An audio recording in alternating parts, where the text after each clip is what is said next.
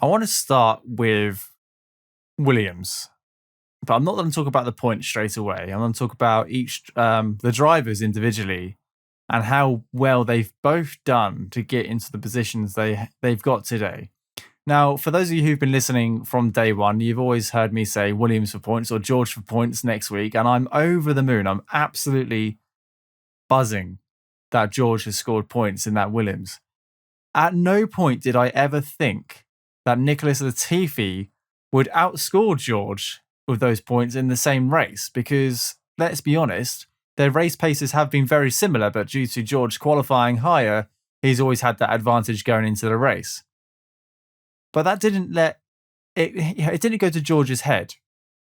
George came over the radio and said something during the race, which I thought was absolutely fantastic, and maybe was a secret message to Mercedes. Is exactly what I thought straight away. So George came over the radio and said, "We need to focus on Nicholas's race. Do whatever you need to do to help him. You can sacrifice my race." And I think, what George was saying, you can back me up into the cars behind me. You can box me late, give him the priority strategy. If I can back the cars up and he can get an extra couple of seconds on the cars behind me, let's do it. Let's sacrifice my race to help his teammate, which I thought was absolutely fantastic and great sportsmanship from a guy who knows how much those points would mean to Williams. But also, a little bit of me on the side thought, what are Mercedes looking for at the moment? A competitive driver, but also the ultimate wingman. And I thought, you know what? What George has done right there. I mean, Bottas was the ultimate wingman this week. You're not wrong. Yeah, he's doing a pretty good job as far as I can tell. Maybe they want a wingman who won't slack it into turn one. Obviously, seriously now, with all the seats up for grabs, maybe that was a little message. Just maybe 10% was worth of the message to Mercedes saying, look, I know how to play the team game. I know when my teammates are in a better position and how we can capitalize on points. This is me. I'm still here. Don't forget me. Especially after Bottas stacked it into turn one. What do you make of that whole situation? Yeah, that radio message about because what he said was something like, you want to prioritize Nicky for the points or something. You need to sacrifice my race to prioritize Nicky for points. Do that or whatever. Something along those lines. And there's two things that I think are worth mentioning here. Obviously, it's good that he says that. It shows that he is a team player, and like you say, there are people who are going to hear those messages and pay attention to those messages.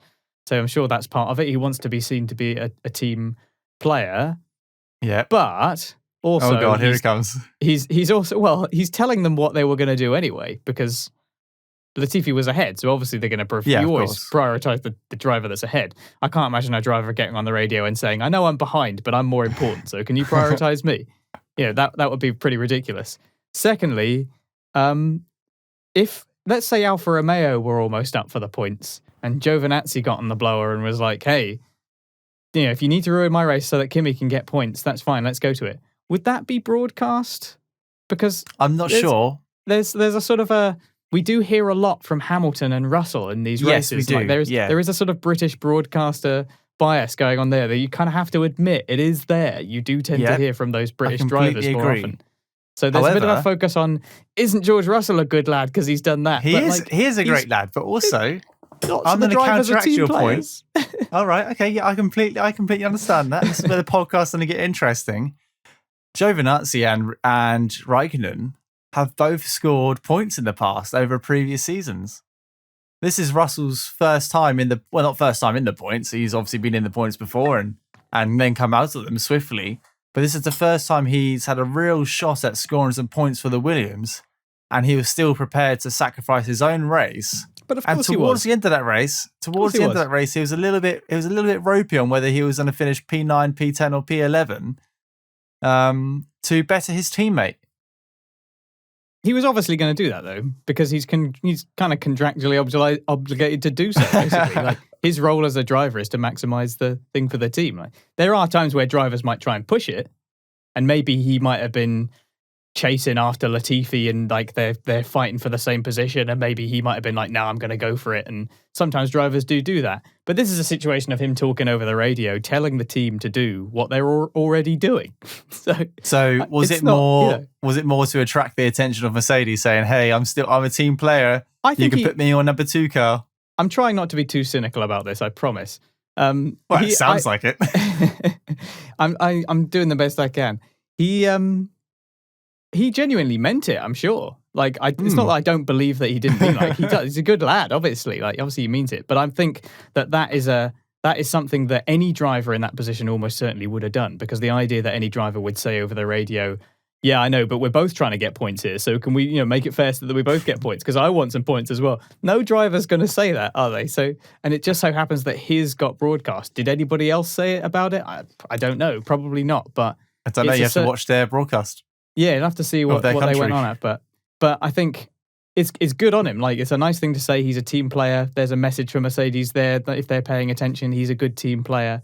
But people are talking about it as if this shows like the virtue of the second coming of Christ, and it's like, goodness. It's like, come on, like let's calm down a little bit. He's a good lad. Let's not go crazy. All right, okay. Well, that was one of my talking points. Thank you so much for discrediting it. I really appreciate it. So what's your next talking point? Make sure it's a good one, because I'm going to shoot it down.